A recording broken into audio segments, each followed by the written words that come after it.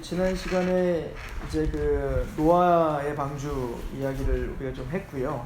근데 노아의 방주 이야기를 좀 마무리 짓고 가야 되는데 우리 창세기 그 8장, 9장으로 한번 가보겠습니다. 우리가 지난 시간에 이제 8장까지 했고요.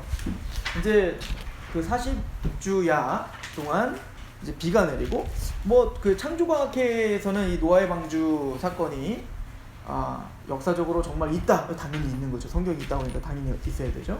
그럼 사실은 이제 그 자유주의 신학자들, 그러니까 이제 자유주의 신학자라는 건 뭐냐면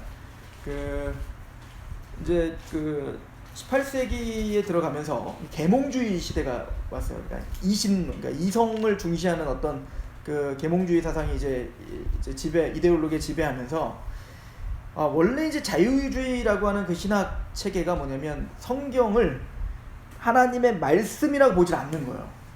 그러니까 성경에도 하나님의 말씀이 있다. 그러니까 성경을 우리는 이제 뭐라고 믿냐면 두 가지로 믿는데요. 축자영감이라는 걸 우리 믿어요. 축자영감. 이 축자영감이라는 건 뭐냐면 1.1획이라도 이제 예수님 말하는 거잖아요. 율법의 1.1획도 떨어지지 않고 다 이루어진다. 이거죠. 그런 것처럼 이 점과 1획 이게 뭐냐면 히브리어 자체가 획과 점으로 되어 있어요. 막 뭐 이렇게 그리고 모음 자음 막 이렇게 찍힌단 말이에요. 그러니까 이 점과 획 하나라도 하나님의 섭리 가운데 기록됐다. 이걸 우리가 믿는 거예요. 그래서 만전영감 이러기도 불러요. 그러니까 성경 전체가 다 영감 받았다. 우리는 하나도 오류가 없다. 이거를 그래서 무오하다 이렇게 표현하죠. 성경은 무오하다. 물론 번역상의 오류는 있을 수 있습니다. 그러니까 우리 지금 한글 성경을 보고 있잖아요. 그러니까 여기서 말하는 축자영감이란 한글 성경이 오류가 없다는 거 아니에요. 한글 성경은 오류가 좀 있습니다. 오류가 있을 수 있어요. 이게 무슨 뭐 내용적인 오류라기보다는 뭐 단어의 오류랄지 이런 것들은 좀 있을 수 있어요. 우리 번역하는 과정 속에서. 그러나 히브리어와 헬라어로 처음에 바울이 직접 기록했을 때 그 기록은 정확무하다, 축자영감 이렇게 이제 표현을 해요. 자, 그런데 이제 이거를 정면으로 부딪혀서 이제 싸우는 거죠. 이게 이제 그 자유주의 신학자들의 특징인데 왜 그랬냐면 처음에 이 사람들이 성경을 무시하려고 했던 게 아니라 이제 막 시대 자체가 막 과학, 이성 막 이런 철학이 막 발달하다 보니까 오병이어 기적. 막 떡 5개와 물고기 2마리로다가 막 5,000명이 먹었대. 이게 말이 되냐고요. 그러니까 사람들이 성경 이거 완전히 그냥 무슨 소설책이고 무슨 전설이고 무슨 신화다. 막 이렇게 하니까 이거를 좀 옹호하고 싶었던 거야. 아니야. 뭐 그렇게 말이 안 되는 책이 아니야. 그러면서 그거를 좀 설명하면서 이게 원래 오병이어가 성경에 오병이어라고 써있지만 그게 원래 이제 사람들이 다 도시락을 싸왔어. 다 도시락을 싸왔는데 아무도 안 꺼내고 지 혼자 먹으려고 그러고 있다가 갑자기 그 꼬맹이 하나가 나 이거 오병이어 이거 싸왔어요. 그러니까 다들 거기에 감동받아가지고 하나하나 다 꺼내서 5,000명이 배불리 먹었더라. 뭐 이런 얘기인데 이거를 좀 이렇게 좀 신화해서 이렇게 쓴 거기 때문에 그러니까 사실은 문자를 보지 말고 그 상황을 통해서 우리에게 주는 그 메시지가 있잖아요. 메시지. 그러니까 성경이 아주 그런 메시지가 아주 잘 드러나 있는 좋은 책이야. 뭐 이렇게 설명하기 시작한 거예요. 그런 자유주의 신학자들이 이 노아의 방주 이야기를 하면서 문서 비평 뭐 이런 것들을 했었어요. 그러니까 이사야서를 봤더니 너무 재밌어요. 이사야서를 보면 이제 그 하반절에 보면 이제 막 고레스를 예언하거든요. 동방의 의인, 동방의 독수리 나타나는데 예를 들어 고레스라고 하는 사람이 나타나서 너희가 바벨론으로 포로 끌려간 다음에 그 바벨론으로 끌려간 너희들을 다시 회복시켜주는 왕이 하나 올 거다. 그 왕이 누구냐? 바로 고레스다. 이렇게 이름을 딱 기록해놨다고요. 근데 정말로 바벨론이 이스라엘을 완전히 패망시키고 유다를 패망시키고 70년 동안 포로로 끌고 가죠. 그때 다니엘과 뭐 새 친구들이랑 에스겔 다 끌려가는 거 아니겠어요?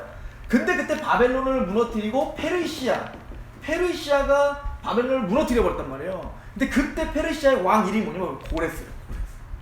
그러니까 그 다니엘이 이때 이제 바벨론의 총리였고 페르시아의 총리였거든요. 그러니까 고레스가 다니엘이 예레미야와 이사야서에 있는 그 예언서를 갖다 준 겁니다. 보시오, 당신의 이름이 있어. 그러니까 고레스가 거기 깜짝 놀라갖고, 아니 100여 년 전에 쓰여진 그 기록에 내 이름이 있는 거잖아요. 그러니까 예를 들어서 지금 트럼프가 막 평화점을 맺었는데 사실은 우리가 갖고 있었던 200년 전에 성경에 트럼프가 평화점을 맺을 거다 이러면 얼마나 깜짝 놀라겠냐고요. 그런 상황이 일어난 거죠. 그래서 고레스가 너무 감격스러워서, 야, 내가 이 패권을 장악한 건 내가 한 게 아니라 너희가 믿고 있는 유대인의 하나님이 하신 거구나. 그럼 너희가 하나님이 하신 것처럼 그럼 내가 그거 들어줄게. 너 가서 포로기한 해. 그래서 고레스 칙령이라는 게 정말 역사적으로 있었던 거거든요. 그러니까 가만히 보면 이 스토리를 모르면 고레스가 뜬금없이 정말 자기의 지금 유대인들을 그냥 자기 돈 다 들여가면서 1차, 2차, 3차 포로기한을 해줄 이유가 전혀 없는 거예요. 그런데 이제 우리 그렇게 은혜를 받는데 이 자유주의신학자들 뭐라고 해요? 문서 비평하는 거예요. 봐라, 고레스라는 이름이 있는 게 말이 되냐. 그러므로 1 이사야, 제2 이사야, 제3 이사야에서 1 이사야만 이사야가 쓴 거고 나머지는 후대 사람들이 고레스 사건 다 끝난 다음에 요거 이렇게 스토리 만들어갖고 붙인 거다. 왜? 그 이유는 하나야. 고레스 이름이 있잖아. 아니 어떻게 고레스 이름까지 그게 써있냐고. 그러니까 후대 사람이 고레스를 아는 사람이 고레스라는 이름을 쓴 거지. 게다가 그 고레스가 하는 일도 다 그대로 써있어요. 막 허리가 오지고 나중에 고레스가 바벨론을 그 정복하는 그 과정도 굉장히 세세하게 예언되어 있었거든요. 그러니까 봐라, 이게 지금 후대 사람이 거기다 이게 문서 비평이에요. 그러니까 예언을 믿지 못하는 거죠. 그죠? 그러니까 이 사람들이 굉장히 위험한데, 자 예를 들어서 이런 거요.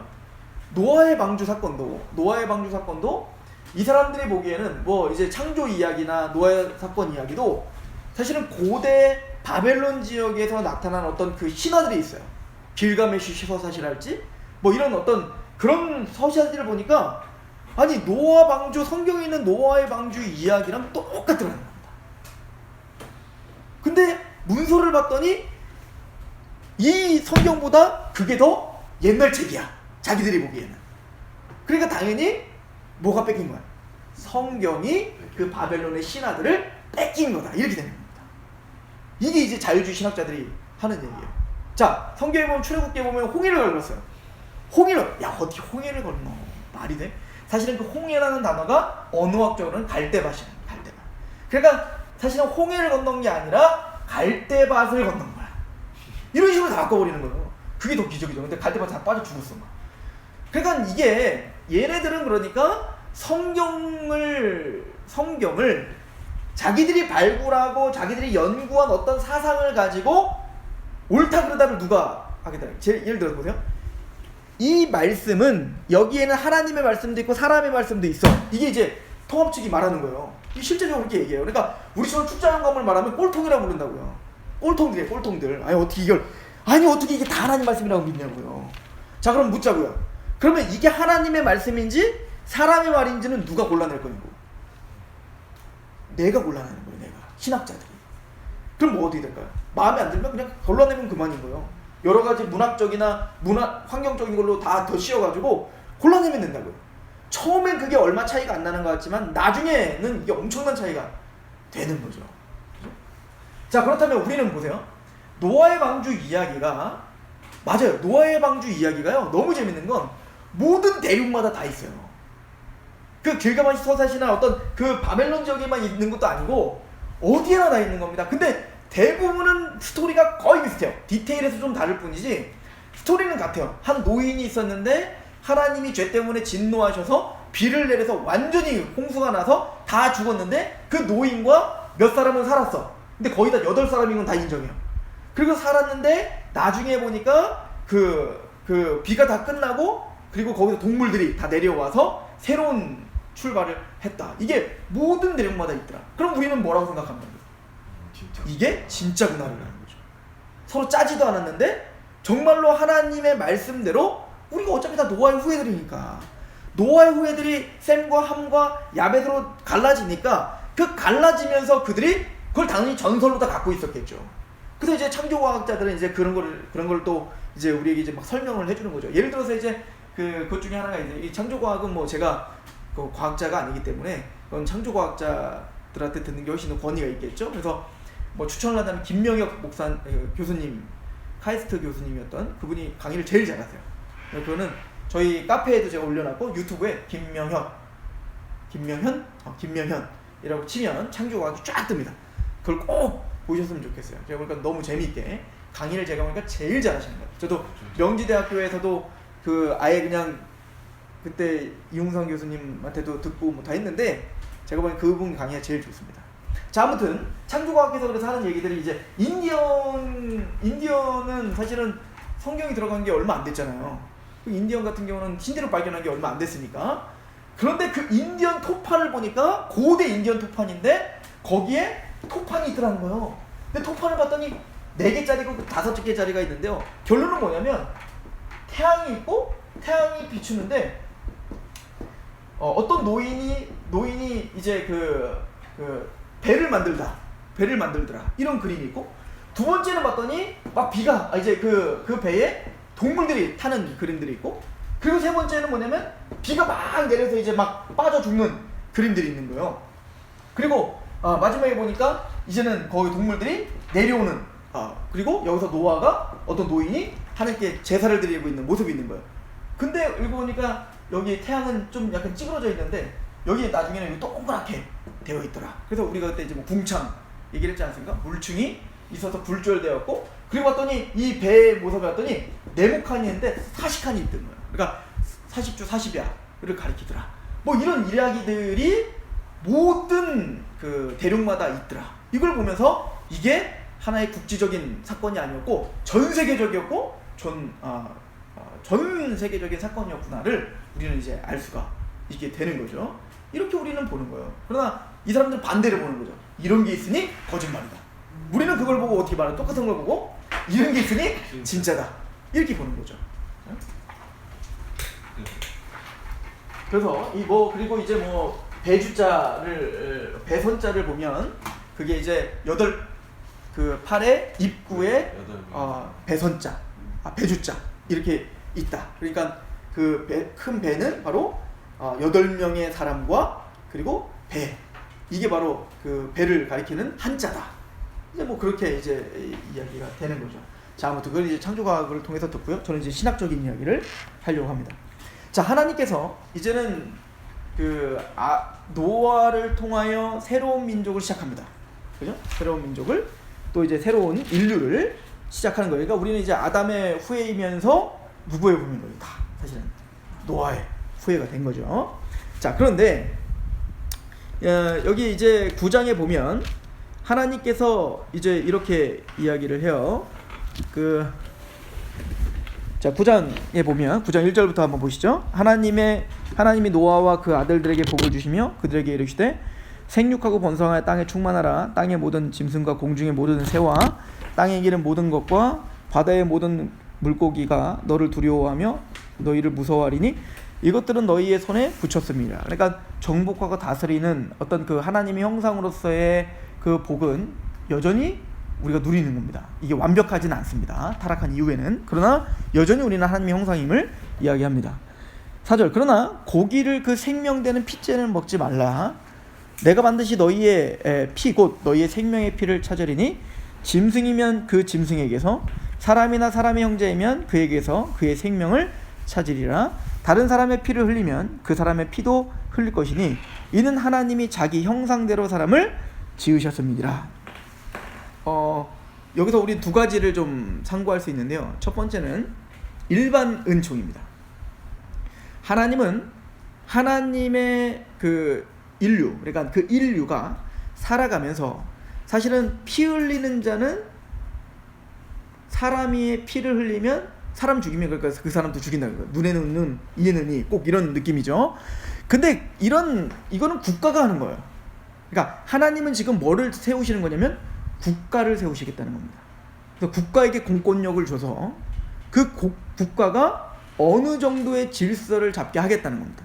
그러니까 고대 국가들이 굉장히 잔인한 국가들도 많았고 지금 민주사회가 생각하기에는 굉장히 말도 안 되는 일들을 많이 한 것도 사실이 있겠지나 그럼에도 불구하고 그런 국가 제도가 없었다면 우리 인류는 자멸했을 겁니다. 서로 죽이면서.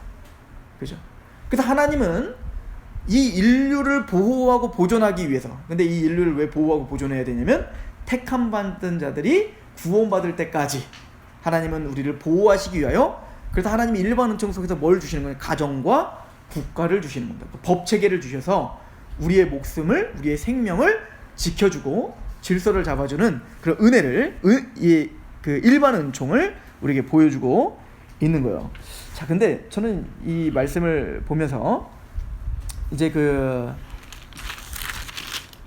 자, 우리 8장 한번 보시죠. 8장에 보면 우리가 지난 시간에 노아가 그 제사를 드리면서 예배가 무엇인지 우리가 상고했었죠.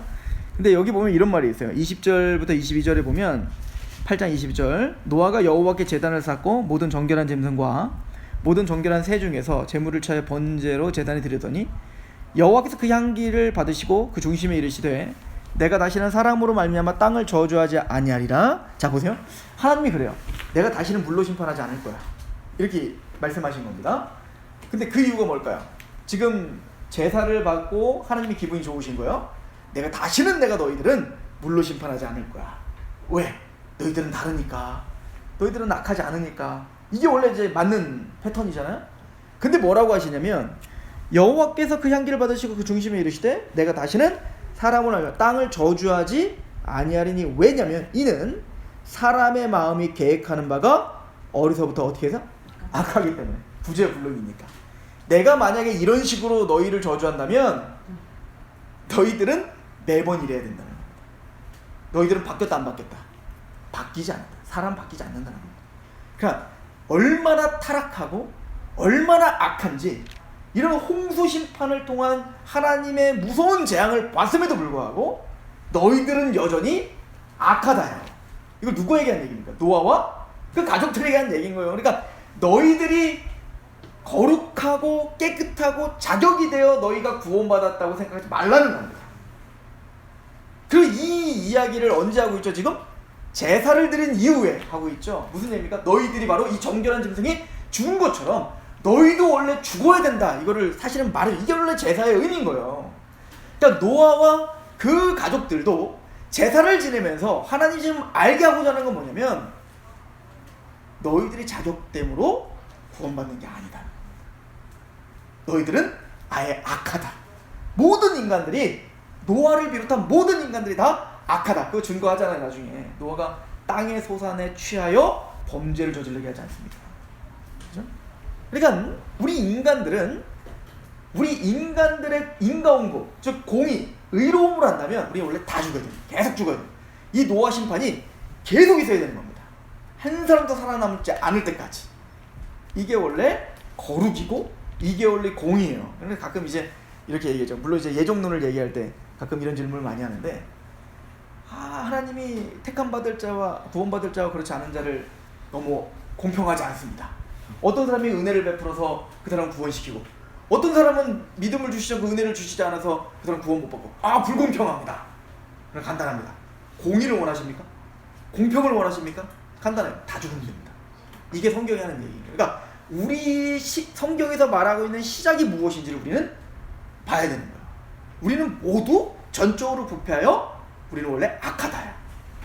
그런데 하나님이 지금 어떻게 하겠다는 거예요? 내가 땅을 이렇게 노아 홍수가 전 세계를 씻은 것처럼 다시는 이런 저주를 땅에 내리지 않겠답니다. 왜? 우리는 부재불능이니까. 그렇게 했다가는 한 사람도 살아남을 수 없으니까. 이 얘기를 하는 거예요. 이게 은혜죠. 이게 사실은 은혜인 거예요. 우리가 악함에도 불구하고. 그래서 하나님이 우리에게 언약을 하시는 겁니다. 내가 다시는 물로 심판하지 않으마. 왜? 우리가 잘해서? 자격이 돼서? 아니요. 앞으로 잘할 것 같아서? 노아와 그의 가족들이 앞으로는 잘 살 것 같으니까? 전혀 그렇지 않습니다. 아예 인간에게는 선한 것이 없다는 걸 알기 때문에 하나님은 은혜로 언약을 주실 수밖에 없었던 겁니다. 이게 은혜예요. 이게 성경이 말하고자 하는 아주 중요한 메시지인 거죠. 그렇죠? 그래서 22절에 땅이 있을 동안에는 심음과 거둠과 추위와 더위와 여름과 겨울과 낮과 밤이 쉬지 아니하리라. 그리고 이때부터 고달픈 인생이 시작되는 겁니다. 사계절이 오고 또 추위가 있고 덥기도 하고 이런 것들이 있는 거죠. 그래서 사실 노아 방주 전까지는 지금 우리가 살았던 이런 환경이 아니었던 거예요. 그래서 이제 그 노아 방주 전까지는 막 다 900살까지 막 살고 막 그러지 않습니까? 근데 이제 노아 방주 사건 이후로는 점차적으로 이제 계속 줄어듭니다. 줄어들어서 이제 나중에 모세는 이제 120살 딱 살죠.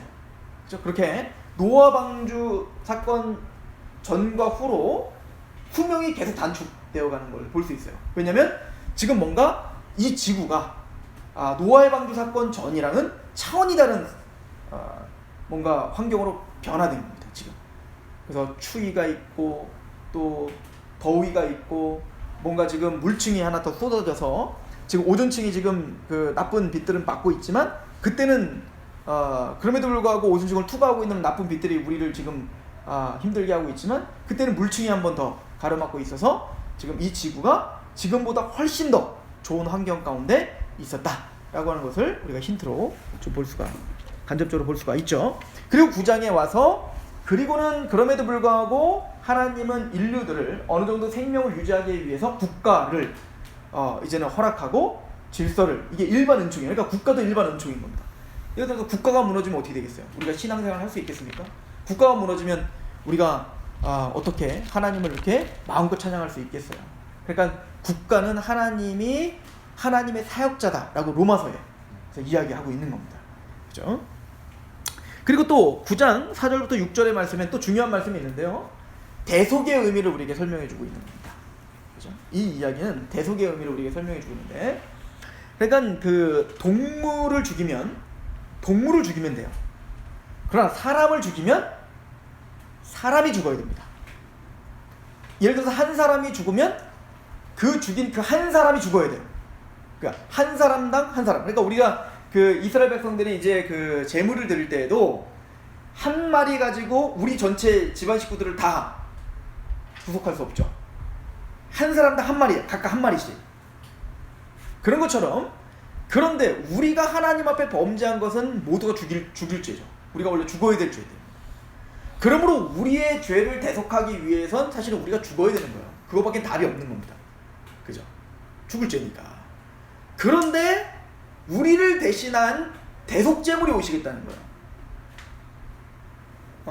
그래서 이제 그 제물에 대한 이야기를 할 때 나중에 레위기를 보면 정결한 짐승만 하나님께 드릴 수 있죠. 왜 그러냐면 거룩하고 흠이 없는 것만 하나님 받으시는 거예요. 자, 그러면 우리는 모두가 죄인이기 때문에 우리가 하나님 앞에 죽을 죄를 져서, 우리는 사소한 죄라도 죽을 죄예요. 우리에겐 그 죄를, 한 토리의 죄라도 없애기 위해선 어떻게 될까요? 정결한 사람이 있어야 되는 거예요. 나를 대신해 죽을. 근데 이 땅엔 나부터 시작하여 그 어떤 누구도 정결한 사람이 있어요, 없어요? 없다고요. 그래서 죄가 없으신 거룩하신 하나님이신 예수가 이 땅에 한 사람으로서 오신 겁니다. 왜? 우리의 피값을 대신하시기 위해서요. 게다가 만약에 거룩하고 정결한 사람이 하나 있다 할지라도 그 사람, 내 죄 하나에 정결한 사람 한 명이라고요. 그죠? 그러니까 근데 내가 용서받고 또 죄를 짓죠. 그럼 또 한 명이 필요하다니까요. 게다가 한 사람이 내 죽을 죄를 지기 위한 대속제물이 한 사람이야. 그러니까 한 사람당 한 사람만 대속해 줄 수 있는 거예요. 그러니까 전 인류, 그러니까 하나님의 백성들을 구원할 만큼 그럴 만한 사람은 없는 거예요. 그래서 하나님이신 분이, 이 모든 창조자이신 그 하나님이 육신을 입고 사람으로 오실 수밖에 없었던 겁니다. 하나님이신 예수의 그 핏값이 그만한 값어치가 있기 때문에. 그러니까 예수가 아니면, 예수님의 성육신, 하나님이시며 사람이신 예수가 아니면 구속의 대가 지불은 전혀 될 수가 없는 겁니다. 그래서 왜 우리가 예수님만 믿어야 됩니까? 이래서 예수님만 믿는 거예요. 예수님 외에는 그 어떤 대속을 이룰 수 없기 때문에. 석가, 공자, 그들도 죄인이에요. 그들도 그들을 위해서 목숨을 바친다고 그들이 천국 갈 수도 없습니다. 그렇죠? 그런 의미를 우리에게 좀 설명을 해주고 있습니다. 그리고 더 중요한 것은, 노아의 방주 때 이제 중요한 것은 바로 하나님께서 뭘 주시냐는 거냐면 증거를 주신다는 겁니다. 증거. 그죠? 하나님이 뭐라고 하냐면, 내가 다시는 물로 너희를 심판하지 않을게 라고 하나님이 약속을 주십니다. 근데 이 약속을 우리가 은혜 언약이라고 하는 것은 아까도 말했지만 인간의 자격됨이나 인간의 어떤 공로에 의해서 하나님이 너희들 잘하니까 너희들은 다르니까 내가 너희들을 다시는 저주하지 않을게 라고 한 게 아니라 니들은 악해. 너희들은 원래 주고 마땅해. 그럼에도 불구하고 나는 너희에게 언약을 하겠다는 거예요. 다시는 물로 심판하지 않겠다는 것이죠. 그리고는 이렇게 약속을 합니다. 보세요. 12절 9장 12절입니다. 하나님이 이르시되 내가 나와 너희와 및 너희와 함께하는 모든 생물 사이에 대대로 영원히 세우는 언약의 증거는 이것이니라. 그리고 하나님은 그 언약을 하시고 증거를 하나 세우십니다. 그게 뭐냐면 13절에 내가 내 무지개를 구름 속에 두었나니 이것이 나와 세상 사이에 언약의 증거니라. 내가 구름으로 땅을 덮을 때에 무지개가 구름 속에서 나타나면 내가 나와 너희와 및 육체를 가진 모든 생물 사이에 내 언약을 기억하리니 다시는 물이 모든 육체를 멸하는 홍수가 되지 아니할 것이다. 하나님 무지개를 준 이유가 뭘까요? 언약을 기억하라고. 근데 누가 기억하려고? 우리가 기억하는 게 아니라 보니까 뭐라고 그래요? 보니까 13절 내가 내 무지개를 구름 속에 두었나니 이것이 나와 세상 사이의 언약의 증거인데 내가 구름으로 땅을 덮었을 때 무지개가 구름 속에서 나타나면 내가 나와 너희와 및 육체를 가진 모든 생물 사이에 내 언약을 하나님이 기억하시겠다. 그러니까 무지개가 딱 뜨면 하나님 내가 참 얘네들이랑 물로 심판하지 않기로 내가 약속했지. 아유 큰일 날 뻔했네. 내가 심판할 뻔했네. 그럼 내가 하나님이 하신 그 약속을 내가 지킬게 하기 위해서 무지개를 주셨다는 거예요. 그러면 하나님이 까먹겠다는 얘기인 겁니까? 사실 이거는 강하게 우리에게 얘기하는 겁니다. 사실은 우리가 기억하라는 거예요. 그러니까 무지개가 떴을 때 하나님은 스스로 지금 어떻게 하고 있는 거예요? 보증하고 계시고 하나님은 맹세하고 계시는 겁니다. 내가 무지개가 떠서 내 언약을 내가 기억하마. 이 얘기는 뭐예요? 너희가 기억하라는 겁니다. 이거는 변함없는 약속이다. 변치 않는 약속이다. 그러므로 전 세계가 물로 심판을 받는 일은 이제 없습니다. 불로 심판받을 겁니다. 그러면 하나님 노아 방주 사건을 우리에게 왜 보여주신 걸까요? 바로 예수님의 재림 때 있을 진짜 궁극적인 완전한 심판을 모형하기 위한 거예요. 그래서 예수님이 인자가 다시 올 때는 꼭 노아와 때와 노세 때와 같으리라 이렇게 말을 하죠. 노아 때가 어땠는데요? 노아 때는 시집가고 장가가고. 무슨 얘기입니까? 하나님이 아무리 심판을 명하고 하나님이 너희를 심판할 것이다 라고 얘기할지라도 사람들은 시집가고 장가갈 것이다. 그러니까 지금 당장 눈에 보이는 거에 혈안이 돼 있지 하나님의 말씀을 개떡처럼 여길 거다 이 얘기인 거예요. 오늘날도 그 말씀이 응하고 있죠. 그리고 또 로세 때와 소돔과 고모라도 바로 마지막 심판 때를 우리에게 모형하기 위함이죠. 그 마지막 때는 소돔과 고모라 때와 같을 것이다. 그때는 또 어땠냐면 나중에 이제 창세기 볼 때 더 자세히 우리 아브람과 롯 얘기는 볼 때 더 자세하게 재밌어요. 그 얘기 더 자세히 보겠지만 롯이 이제 하나님의 그 약속을 듣고 심판의 말씀을 듣고 이제 사람들에게 전해요. 그랬더니 롯의 딸들은 들었어요. 근데 부인은 또 뒤돌아봤다가 이제 소금기둥됐고, 근데 그 사위가 될 사람들이에요. 가장 그러니까 가장 그 어떻게 보면 제일 조심해야 될 때잖아요. 말을 좀 가장 귀담아야 될 때고 장인어른 될 사람인데, 그런데 그때 뭐라고 써있냐면 농담으로 여겼다 이렇게 말하죠. 그러니까 우습게 여긴 겁니다. 권위 있게 듣지 않는 겁니다.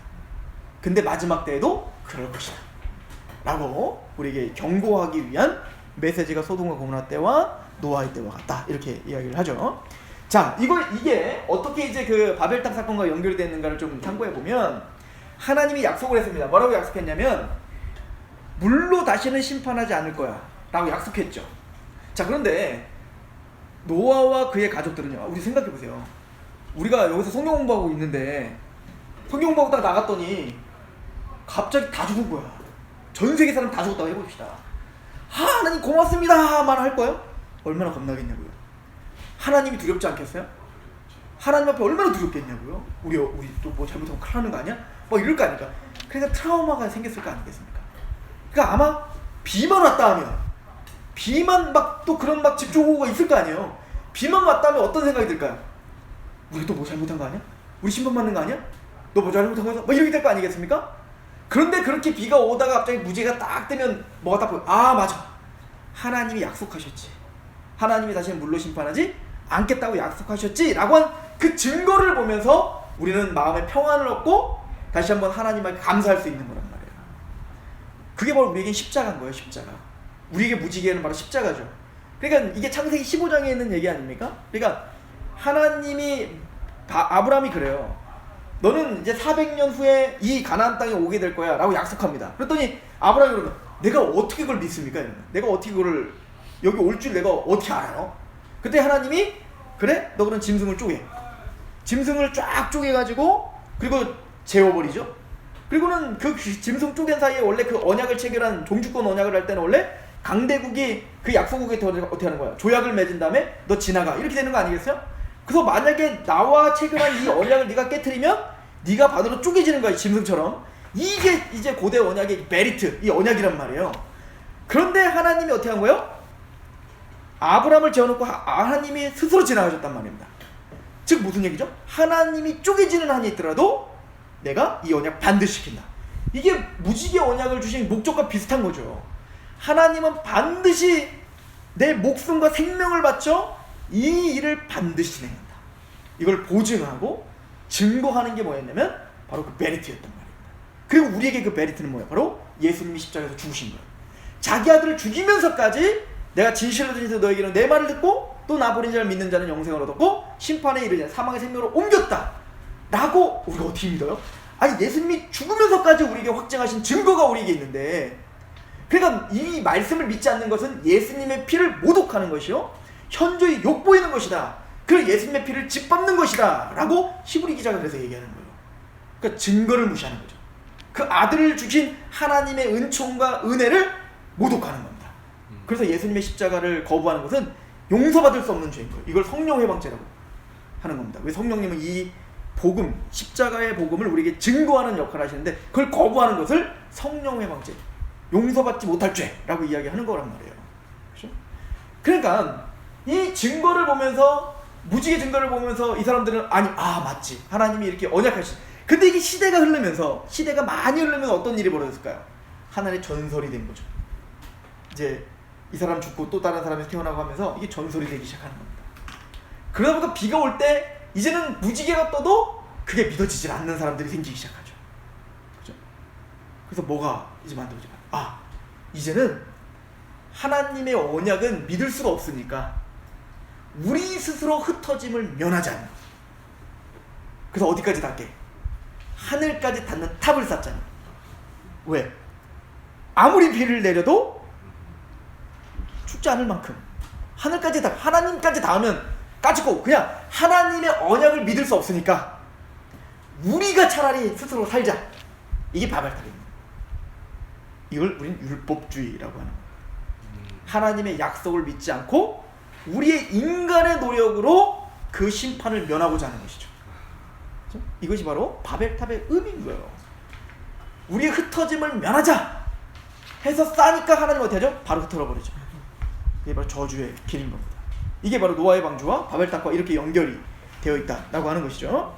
자, 그래서 9장에 이제 노아의 아들들 이야기인데 여기 굉장히 중요한데요. 노아가 의인이 아니라는 게 여기서 밝혀지죠. 그죠? 악하다라고 했는데 진짜 악하죠. 그래서 여기 보면 이제 노아가 이제 18절에 보면 방주에서 나온 노아의 아들들은 셈과 함과 야벳이며 함은 가나안의 아버지라 노아의 이 세 아들로부터 사람들이 온 땅에 퍼졌는데요. 근데 이제 문제가 생겼어요.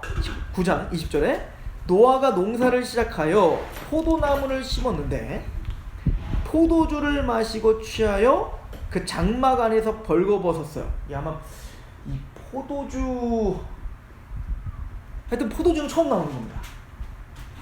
그러니까 이제 그 땅의 소산에 취한 거예요. 노아가 범죄를 저지른 거죠. 이 노아의 범죄는 자녀의 범죄로 이어졌어요. 그죠? 그래서 우리가 잘 아는 대로 셈과 야벳은 그걸 보고 아버지를 덮어줍니다. 그죠? 근데 먼저 봤던 함은 어떻게 했어요? 그걸 조롱한 거죠. 아버지가 이제 하체를 드러내고 벌거벗고 이렇게 누워 있으니까 그걸 와서 막 조롱하고 이렇게 했던 겁니다.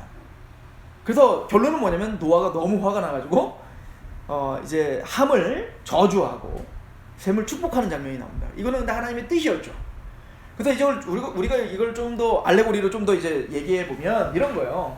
셈과 함은 그 노아의 허물을 덮어주는 걸 보면 그들이 뭔가 허물이 덮어짐을 경험한 자들이었던 겁니다. 은혜를 아는 사람이었던 거예요. 은혜를. 그러나 함은 그 은혜를 모르는 사람이었던 걸로 우리는 추정을 할 수 있는 겁니다. 그죠?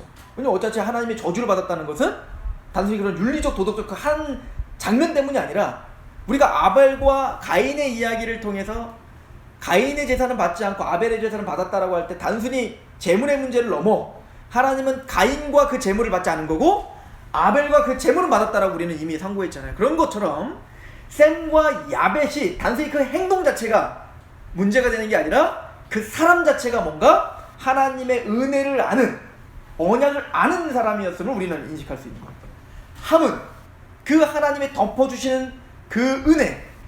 왜냐면 이 사람들이 사실은 셈과 함과 야벳 모두가 다 하나님의 덮어주시는 은혜를 경험한 거잖아요. 저희 구원을 경험했잖아요. 사실은 우리도 다 죽어야 되는데 그들은 노아의 방주에 다 무임승차한 거 아닙니까? 하나님의 은총으로 말미암아. 그러면 그걸 알았어야죠. 그러니까 셈과 야벳은 알았던 겁니다. 그걸. 그러니까 하나님 이걸 모를까봐 그 얘기한 거야. 니들이 원래 악하다 이거야. 그럼에도 불구하고 나는 너희에게 그렇게 저주하지 않겠다. 왜? 제사를 드리며, 그죠? 대속제물을 주며 그런 걸 통해서 우리의 죄를 덮어주신 하나님의 은혜, 무한하신 하나님의 은혜를 알았다면 아버지의 실수를 덮어줬어야 되는 겁니다. 그러나 함은 그럴 마음이 전혀 없었던 거죠. 그래서 저주를 합니다. 근데 이 저주가 이제는 구약 성경 전체를 이끌어가는 이제 이 원인이 되고 이게 되는 거죠. 한번 보십시오. 9장 22절. 가나안의 아버지 함이, 그래서 이제 가나안의 아버지라는 걸 그렇게 강조하는 거예요.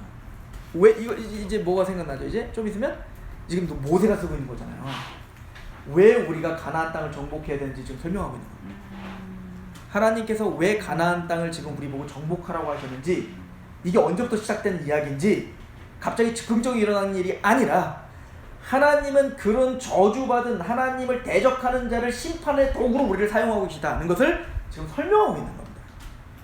가나안의 아버지 함이 그의 아버지 하체를 보고 밖으로 나가서 그의 두 형제에게 알림해 셈과 야벳이 옷을 가져다가 자기들의 어깨에 메고 뒷걸음치쳐 들어가 그들의 아버지 하체를 덮으며 그들이 얼굴을 돌이키고 그들의 아버지의 하체를 보지 아니하였더라.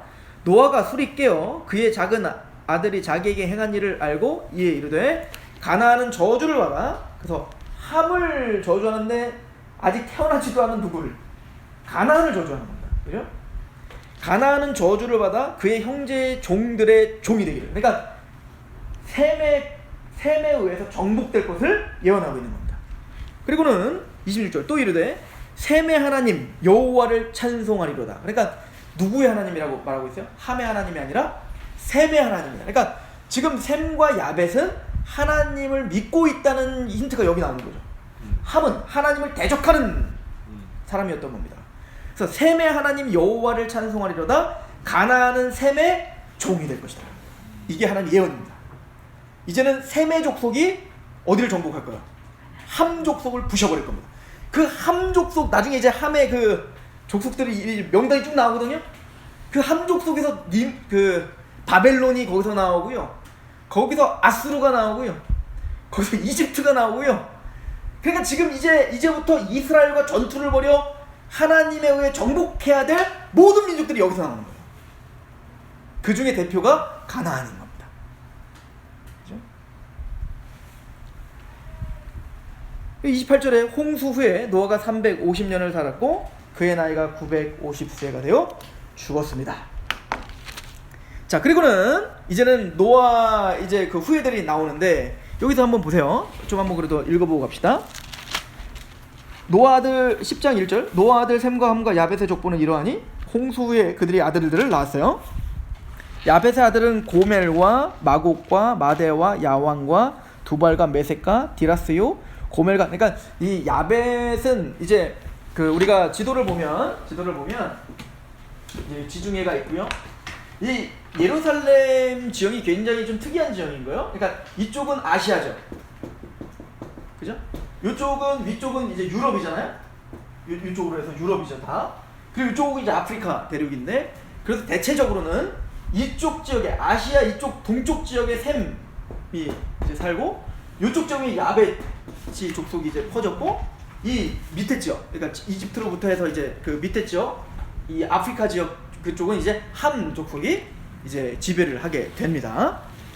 자, 그래서 이제 그 야벳의 종족, 야벳의 후예들에 대해서 이제 이야기를 쭉 하다가 얼마 안 해요. 그러다가 6절부터 이제 어디에 집중하냐면 함 족속을 집중하죠. 함의 족속은, 함의 아들들은 구스와 미스라임과 붓과, 이 미스라임이 애굽의 그 조상들이에요. 그리고 붓과 이 붓은 이제 리비아 쪽이고요. 가나안이요. 가나안은 이제 팔레스틴 땅에 살고 있는 그 가나안 족속들을 말합니다. 구스의 아들은 스바와 하일라와 삽다와 라마와 삽드가요, 라마 뭐 이렇게 쭉 말하다가 8절에 굉장히 중요한 사람이 한 명 나옵니다. 구스가 또 누굴 낳았어요?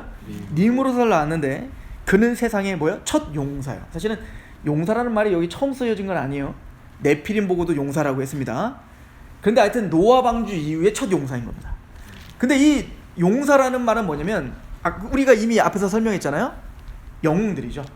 그러니까 자신의 힘을 가지고 정복 전쟁을 하는 자들, 제국을 형성하는 자들. 그러니까 이 함 족속이요, 참 재밌는데, 함 족속이 저주받았죠. 셈 족속은 축복받았죠. 그럼 누가 더 잘 살아야 돼요? 셈 족속이 더 잘 살아야 되죠. 근데 함 족속이 훨씬 잘 살고 있는 겁니다. 지금 함 족속은 이미 우선은 이 체격이 달라요. 그래서 이 함 족속은요 고대의 용사들인 겁니다. 그러니까 이게 너무 발달이 돼 있어갖고 정복 전쟁, 사냥꾼들, 그러니까 다 정복하며 사는 거죠. 그리고 더 번영을 누립니다. 그리고 대형 제국들이 다 이쪽 함 족속에서 나와요. 그러니까 세상적으로 볼 때는 셈 족속이 축복받았어요? 함 족속이 축복받았어요? 함 족속이 축복받았어요. 그러니까 하나님의 복이란 이 세상에 번영을 말하지 않는다는 것을 우리는 여기서 알 수가 있죠. 이게 성경이요, 이 얘기 계속 반복해요. 나중에 보세요. 이스마엘과 이삭 누가 축복받았어요? 이삭이죠. 누가 더 잘 살아요? 이스마엘은 금방 결혼해가지고 막 12방백 막 낳고요. 그리고 막 부유하게 돼요. 그리고 제국들을 형성해요. 근데 이삭은 40세가 되도록 결혼을 못해. 게다가 40세에 간신히 결혼을 했는데 20년 동안 또 불임이야. 그러니까 그때는 이미 이스마엘이 어떻게 되죠? 12지파를 이미 다 만들었다니까. 12방백. 그러니까 다 왕들이 됐다니까, 그 아들들은. 근데 그때 동안 이삭은 뭐 했어? 결혼도 못했어. 그러니까 성경은 의도적으로 그걸 계속 비교합니다. 그러나 계속 누가 복이라는 거예요? 이삭이 복이라는 거예요. 그럼 복이 뭔데? 그 이야기를 우리 성경을 통해서 드러내야 됩니다. 그래서 이 구스의 이제 그 니므롯을 보면 9절에 보면 그가 여호와 앞에서 용감히 사냥꾼, 이게 논란이 많은데 여호와 앞에서, 그러니까 이건 뭐냐면 사실은요, 이걸 70인역은 뭐라고 이제 번역을 하냐면 여호와를 대적하여 이렇게 표현하고, 이게 맞는 겁니다. 그러니까 여호와를 대적한 사냥꾼이다 이거예요. 게다가 사냥꾼이라는 게 지금 얘가 동물들만 잡았던 사냥꾼이 아닌 겁니다. 왜 그걸 알 수 있냐면요, 보세요. 9절에 그가 여호와 앞에서 용감한 사냥꾼이 되었으므로 속담에 이르기를 아무는 여호와 앞에 니므롯같이 용감한 사냥꾼이로다 하더라. 그러니까 전설로 나왔어요 얘는. 하여튼 뭐만 싸움만 잘하고 막 그러면 내가 니므롯 같은데? 뭐 이러는 거죠. 그의 나라는 시날 땅의 바벨과, 이 바벨, 그 시날 땅이 바벨탑에 싸워지는 그곳입니다. 그러니까 니므롯의 제국이 바벨탑을 쌓는 중심이 되는 겁니다. 얘가 이제 그 응집해서 아마 니므롯이 바벨탑을 쌓는 어떤 그 중심 역할을 하는 그때 황제였을 겁니다. 그렇죠? 바벨과 엘렉과 악각과 갈레에서 시작되어 이게 끝이 아니야. 얘가 정복한 데가 이게 끝이 아니에요. 이게 시작이야. 시작하여 어디까지 가요? 그가 그 땅에서 아수르로 나가며 니느웨, 그러니까 아수르 있잖아요. 그것도 니므롯의 후예들이에요. 그러니까 바벨론, 아수르 다 대형 제국들이잖아요. 이게 다 누가 사실은 다 정복했던 땅이에요. 니므롯. 여러분들 정복해서 니무롯이 가갖고 그냥 나가줄래요? 이랬겠어요? 사냥꾼이라니까요. 짐승을 사냥하듯 사람을 죽이면서 피를 흘리면서 사실은 정복한 겁니다. 피를 흘린 자는 사람의 피의 대가지불이 있어야 되는 거예요. 죽을 놈입니다. 하나님 앞에 사실은 처참하게 죽어 마땅한 사람입니다. 근데 세상은 그를 용서라 부릅니다. 그러니까 우리 기독교가 잘 생각하셔야 되는 거예요. 우리는 이런 거에 열광했습니다. 여러분들이 믿기만 하시면 하나님 여러분들은 대통령을 만드실 것이고 대통령이 되어 이 서울을 하나님께 바칩니다. 이 나라를 하나님께 바칩니다. 이걸 우리는 추구했다고. 하나님 그거 원하시지 않습니다. 니무롯이 되길 원하는 거죠. 우리는 모두가 하나님을 이용하여 니무롯 용사가 되어 세상이 감히 견줄 수 없는 그곳에서 정복하길 바라는 거죠. 이거는 하나님의 원리가 아닙니다. 12절에 및 니느웨와 갈라 사이에 레센을 건설하였으니 이는 큰 성읍이더라. 그러니까 이 니무롯이요 엄청난 제국을 형성한 거죠. 그리고 그 엄청난 제국의 힘을 가지고 이제는 하나님을 대적할 마음이 생깁니다. 바벨탑을 쌓은 거죠. 15절에 그리고 가나안의 이제 후예들, 가나안은 장자 시돈과 헷을 낳고 또 여부스 족속과 아모리 족속과 기르가스 족속과 얘네들도 보통 내기들이 아닙니다. 그래서 이제 나중에 이제 이스라엘이 정복 전쟁하러 갔을 때 얘네들 보고 깜짝 놀라잖아요. 얘네들은 거인 집한 거인인데 우리는 완전 메뚜기 떼어 갔다. 그러니까 그냥 감히 범접할 수 없는 강력함을 갖고 있었던 겁니다. 그럼 그때까지 셈 족속은 뭐 했던 거예요? 아브라함은 뭐 했냐고요? 아브라함은 성 하나를 쌓지 못했다고요. 떠돌이 인생, 나그네였다고요. 나그네. 근데 그게 복이래요. 이게 성경이 우리에게 주는 메시지입니다. 그럼 21절 보십시오. 이게 중요합니다. 21절 셈 족속에 대한 얘기를 하는데 셈은 에벨 온 자손의 조상이었더라 이렇게 말합니다. 그 에벨이라고 하는 이 단어가 에벨이 헤벨이 되는 거예요. 그리고 헤벨이 히브루가 되는 겁니다. 이게 사실은 히브리의 어원이 되는 단어입니다. 에벨이. 그럼 에벨이 무슨 뜻이냐? 히브리가 무슨 뜻이냐? 다 똑같은 단어예요. 건너온 자 이런 뜻입니다. 건너온 자. 사실은 이제 이 그 셈 족속 특히 에벨 그리고 아브라함 어디 살았죠 원래? 원래 이제 그 티그리스 강과 유프라테스 강 넘어 거기 이제 갈대 우르에 살았죠. 근데 그들이 그 강을 넘어서 온 자인 거예요. 굉장히 중요한 이야기를 하는 겁니다. 그들이 강을 넘어서 어디로 올까요? 가나안 땅으로 올 겁니다. 넘어온 자. 그리고 나중에 이 히브리라고 하는 말대로 정말 나중에 홍해도 건너죠. 홍해를 건너 또 강을 건너 뭐 하는 자요? 정복하는 자들이죠. 누구를? 가나안 한 족속을. 그래서 이스라엘은 힘이 하나도 없었어요. 노예였죠. 노예였던 그들을 통하여 하나님은 한 족속의 이집트를 수장시켜버립니다. 40년 동안 광야에서 사실 거지처럼 살았잖아요. 나그네. 물론 하나님의 은혜가 있었지만 나그네처럼 40년 동안 살았던 거렁뱅이와 같은 그 아무 힘이 없는 나라도 세우지 못했고 집 한 채가 없었던 그 히브리 민족들이 요단강을 건너 뭘 부셔버려요? 여리고성을 무너뜨리고 가나안 땅을 정복하죠. 그래서 하나님은 약한 자를 들어 강한 자를 건너오게 하여 부시게 하는 거예요. 이게 하나님의 뜻입니다. 그리고 이 이야기를 계속 진행할 거고 그 이야기의 정점이 뭐냐면 바로 예수님입니다. 예수님이 바로 가장 약하시고 사실은 가장 가난하셨고 그죠? 가장 비참하게 죽으셨지만 그 가장 약한 그를 들어 가장 약한 십자가를 들어 사단의 권세를 부셔버리는 그 역사를 진행하실 것임을 우리에게 설명을 하고 있죠.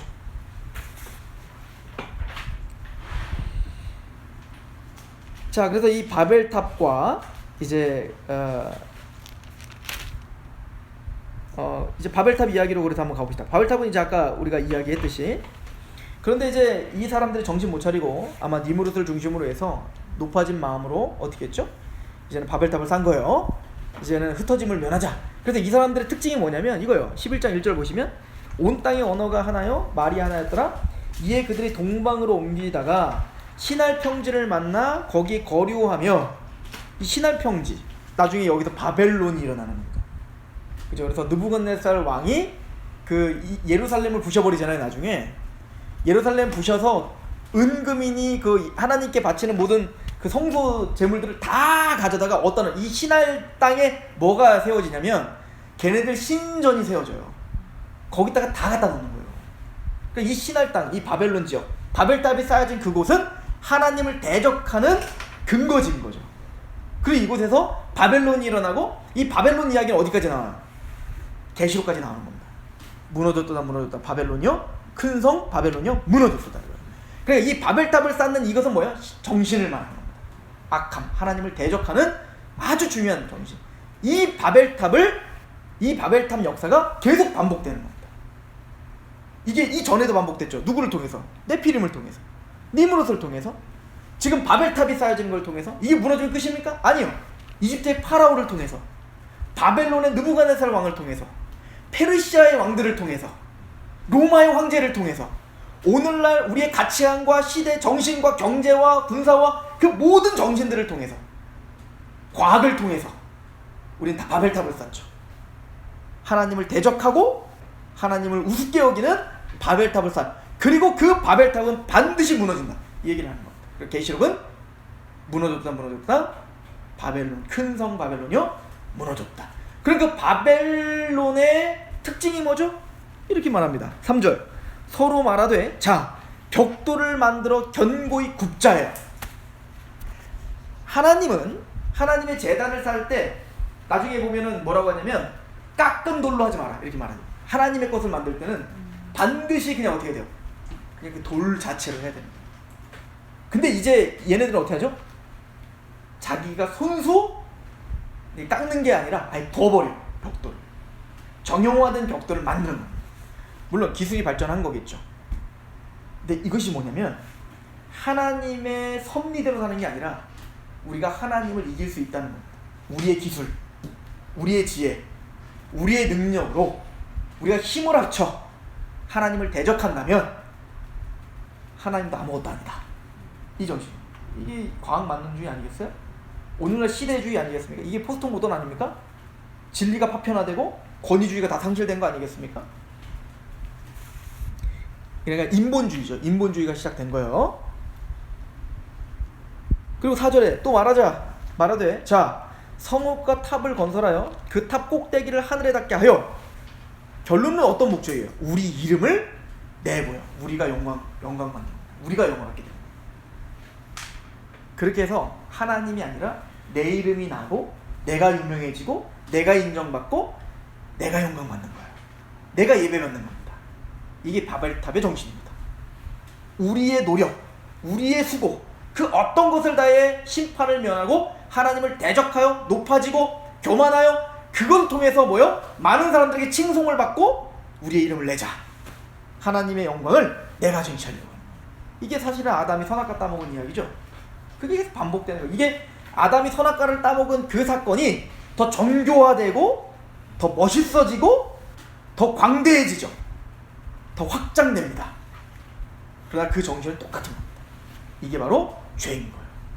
하나님을 대적하는 높아진 마음.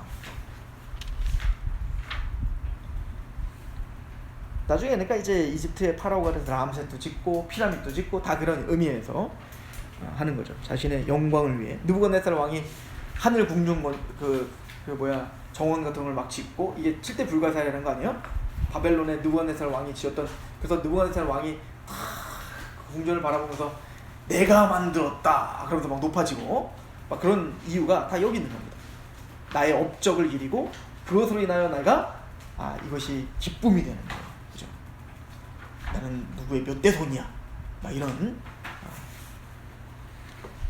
또 5절을 보시면 여호와께서 사람들이 건설하는 그 성읍과 탑을 보려고 내려오셨다. 여호와께서 이르시되 이 무리가 한 족속이요 언어도 하나이므로 이같이 시작하였으니 이런 그 하고자 하는 일을 막을 수가 없으리로다. 자, 우리가 내려가서 거기서 그들의 언어를 혼잡하게 하여 그들이 서로 알아듣지 못하게 하여. 자, 이게 무슨 얘기죠? 왜 얘네들은 탑을 쌓았습니까? 언어가 달랐어요. 무슨 뜻이 통하니까. 그러니까 이거는 이거요. 니모르과 같은 왕이 그러면은 사람들이 싫어하냐? 좋아하더라는 겁니다. 우리 마음에 딱 분명히 딱 맞는 겁니다. 그리고 언어가 하나니까 어때요?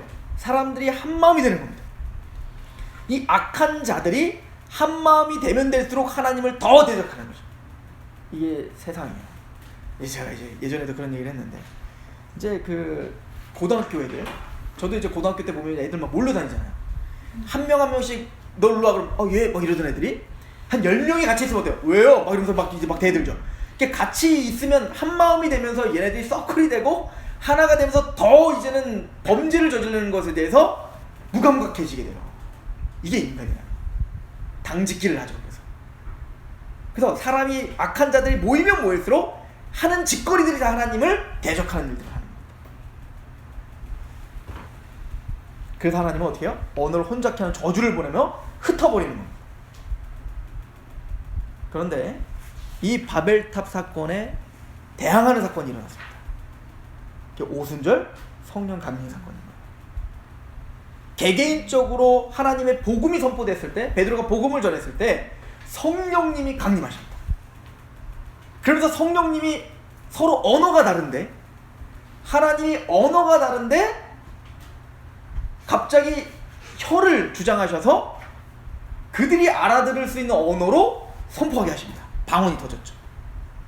그래서 언어가 다른 그들이 어떻게 됐어요? 한 언어로, 한 언어는 아니지만 어쨌든 그 다른 언어가 있던 사람들이 한 마음이 되어 거기서 뭐라 그러냐, 하나님의 큰 일을 말하더라. 그러니까 하나님의 사람들이 이제는 그들의 마음이 깨지고 부서지고 하나님을 인정하는 사람들이 모이면 모일수록 하나님의 큰 일을 말하고 하나님께 영광을 돌리는 공동체가 생기더라. 그게 교회인 겁니다. 그래서 이 세상과 세상을 대항하여 세상을 건너와 정복할 수 있는 한 그룹, 이게 바로 교회인 거죠. 그리고 그 교회의 이야기를 누구를 통해서 이제 할 거냐? 바로 아브라함 이야기를 통해서 할 겁니다. 그래서 하나님은 아브라함을 택하는 겁니다. 그렇죠? 바벨탑이 무너져 이제는 다 흩어버린 다음에 이게 바로 시대 정신이고 이게 악함이야. 그런데 그 바벨탑을 대항하는 하나님의 대항마가 있다. 남은 자가 있다. 그게 누군가요? 아브라함. 그럼 아브라함은 도대체 뭐길래, 걔가 도대체 얼마나 대단하길래 그 바벨탑을 대항하여 하나님의 나라와 왕국을 세우는 대항마가 된단 말입니까? 자격이 하나도 없었다. 일한 것도 없었다. 걔는 우상 숭배자였다. 똑같은 죄인이었다. 그런데 하나님이 직접 그를 찾아가 주셨고 그를 데리고 가나안 땅까지 왔지만 그는 끝까지 하나님의 말씀을 잘 믿지도 못했다. 그런데 하나님은 그런 아브라함을 설득하고 믿음을 주시어 그 은혜로 마침내는 이삭을 바치는 그 자리까지 가게 하시더라. 그리고 그 아브라함의 자손을 통하여 하나님은 이 가나안 땅을 정복하더라. 이 이야기가 모세오경 전체가 하는 얘기예요. 그리고 여호수아까지 이제 이어지는 얘기가 되는 것입니다. 이거는 계시록도 이 얘기인 거예요. 그러니까 이거는 이 이야기가 계속 반복된다는 겁니다. 오늘날도 이 이야기고 마지막 때까지 바로 이 이야기인 겁니다. 그래서 예를 들어서 우리 계시록 우리 한번 가보시죠. 우리 지난주에 우리 12장 했나? 아니다. 몇 장이었죠? 아무튼 계시록 했었죠. 자, 요번에는 우리가 그 12장을 잠깐 한번 봐보세요.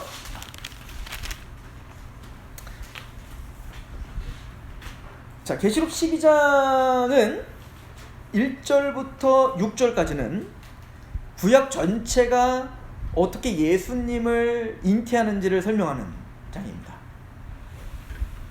그래서 그 예수님을, 이스라엘이 예수님을 잉태합니다. 그죠? 그리고는 그 잉태한 후에 교회가 하나님 이제는 그 사단에 의해서 고난당하고 핍박당하더라.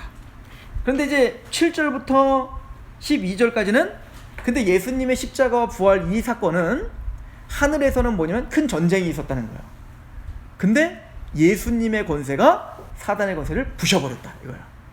아무 힘 없이 연약하여 십자가에 죽으신 그 사건을 통하여 사단의 권세가 부서졌다 이거야. 그죠? 셈을 통하여 함이 부서지는 것처럼. 그러면은 우리 그 예수를 믿고 있는 이 교회는 어떻게 됩니까? 그게 13절부터 16절까지 17절까지 고난당하더라. 광야에서 양육받으며 고난당하더라. 얼마간 동안? 한때와 두때와 반때, 3년 반이죠.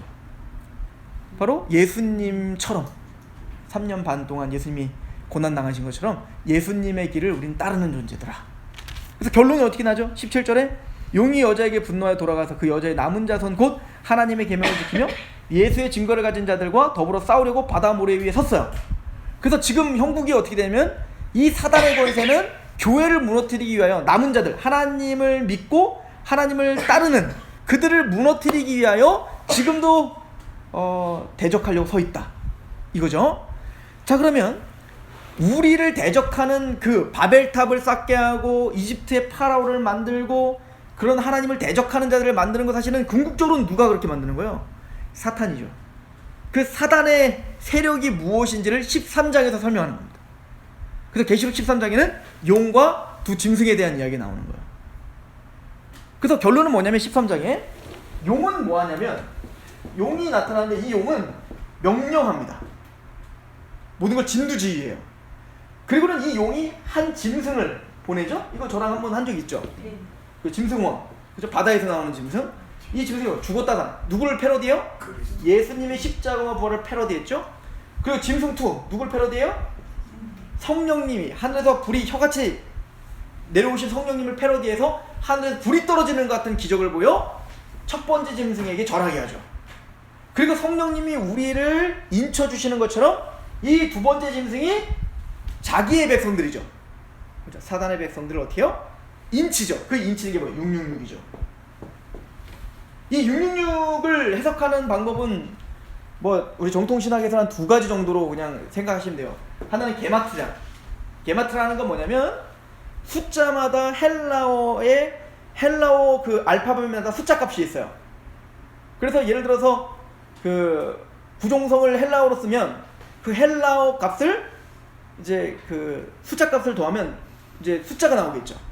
그게 이제 게마트라예요. 근데 이게 계시록에만 있는 게 아니라 고대 그 1세기 때 이런 문헌들이 굉장히 많이 발굴됩니다. 예를 들어서 어떤 편지에는 777이 있는데 그 777이 이렇게 된 거예요. 그러니까 이건 자기들만의 아는 암호인 거죠. 그러니까 이걸 이름을 게마트라는 거예요. 근데 네로 황제를 게마트라면 666입니다. 그러니까 그 당시 왜 그러냐면 로마는 철저하게 황제 숭배 사상이 있었습니다. 그러므로 그 황제 숭배 사상 가운데 666에 인을 쳤다는 건 뭐냐면 그 황제의 칙령 가운데 하나님을 대적하는 어떤 문화와, 그죠? 그 황제가 당연히 자신의 생각대로 제국을 형성할 거 아니겠어요? 그런 세속 문화에 아무런 저항 없이 딸려 살아가는 사람들이 바로 666의 표를 가진 사람들이죠. 그리고 이제 그 유대인들은 숫자마다 또 의미를 부여했죠.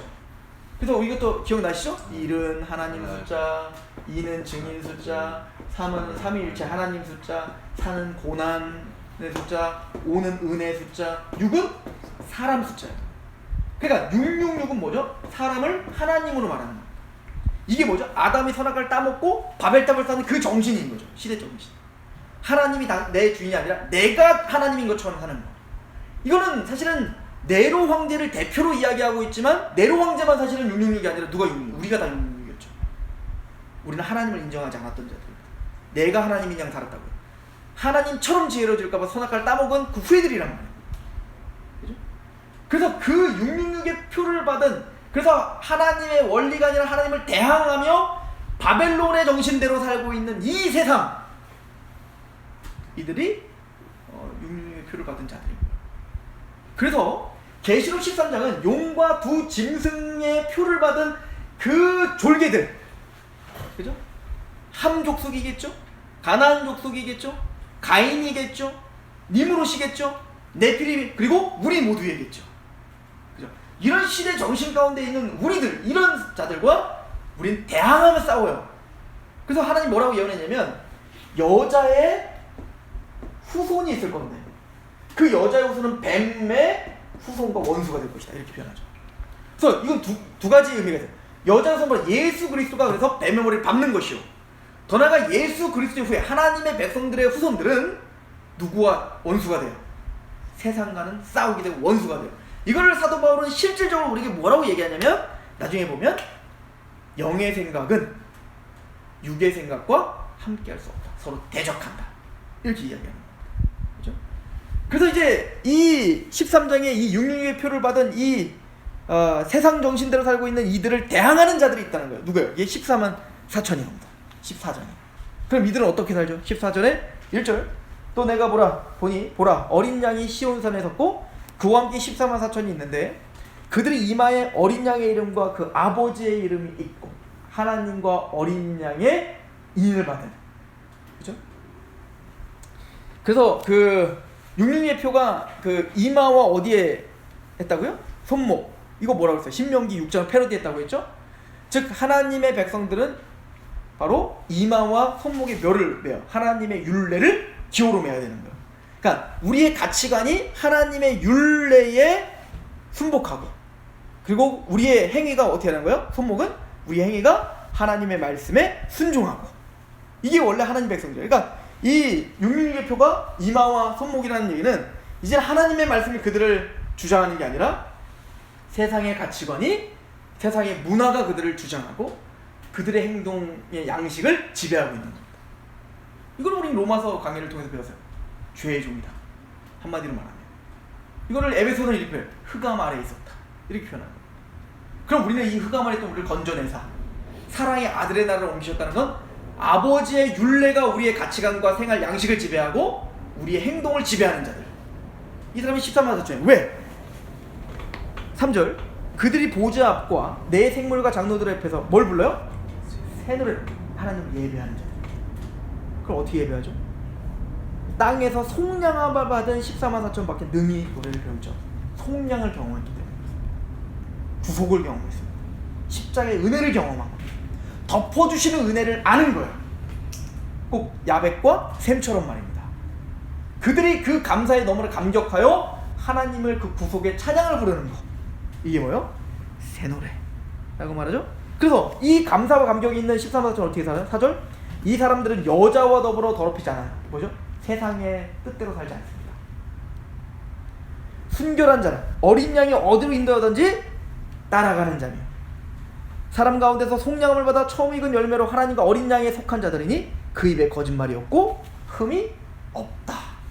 이거를 사도 바울의 말로 한번 풀어볼까요? 에베소서 가보세요.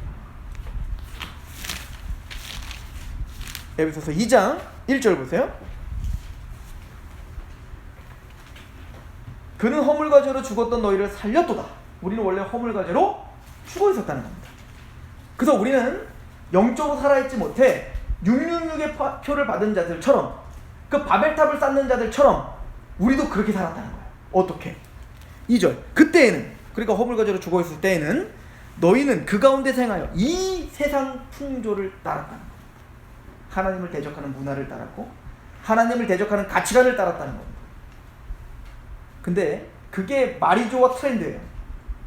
그걸 뭐라고 하죠? 공중권세 잡은 자를 따랐다.